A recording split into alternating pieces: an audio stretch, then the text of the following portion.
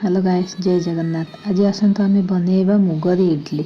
से मुग को भिजे सारी बतर देती मुगटा किछिटा लंका और अदा देकी आम यहाँ को ग्राइंडिंग करदे। आपण मैंने ये जिनसटा ब्रेकफास्ट किंबा डिनर रे खाइबे। आपण मानक हाई प्रोटीन आउ हेल्दी भी लगे।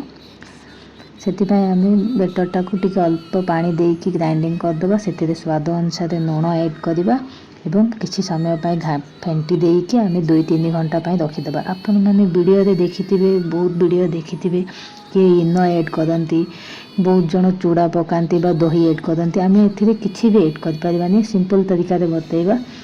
आपण मैंने निश्चित ट्राए करूँ, बहुत भल लगे। बेटरटा 2-3 घंटा आम रखीदे। तापर आम चपर साहाय्य मुझे मो गाजर एवं पत्रकोबी को चपर साहाय्य कट कर देछि। से आम मिल्क मेकर ऐड करवा। सेटा को भी किसी टाइम भिजे सारी सेटा को भी आम ऐड करके भल भाव देखूँ हो गला। मोर ग्राइंडिंग पूरा बहुत भल भाव कट हो जापर। आम मिल्क मेकर भी करदे से भाई भाव। तापर आम गोटे बाउल रे अल्प टिके तेल यूज करवा। तापर आम से जीरा आउ अदा रसुण को छोट छोट पीस करूँ कहीं छेची देले आम तार स्वादटा फ्लेवरटा लगे पार्टी को एमती करूँ। तापर आम अनियन पकईकि अनियनटा टिके फ्राए हो सारापर से आम बाकी सब वेजिटेबल को ऐड करवा। से आम स्वाद अनुसार लुण हल्दी आउ मसला टिके पकेबा आउ धनिया पाउडर पकेबा। आपण मैंने चाहिए तो किसी खटा चटपटा आपण मैंने चाट मसला भी ऐड करें।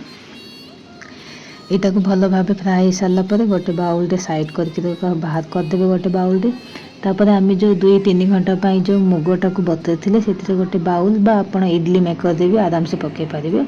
अल्प टिके देकी आम ये बेटर आम जो मिक्स करथिले आम सेटा आम ऐड करवा।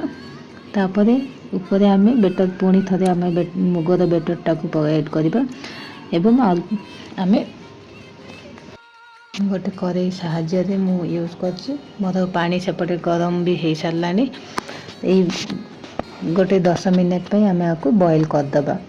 आपण मैंने ये निश्चय बनातु एवं वीडियोटी भल लगे लाइक एंड शेयर मो चैनल को सब्सक्राइब कर दिंतु। देख आपण को आगे देखा बहुत स्मूथ होती। आपण मैंने ये ट्राए करूँ।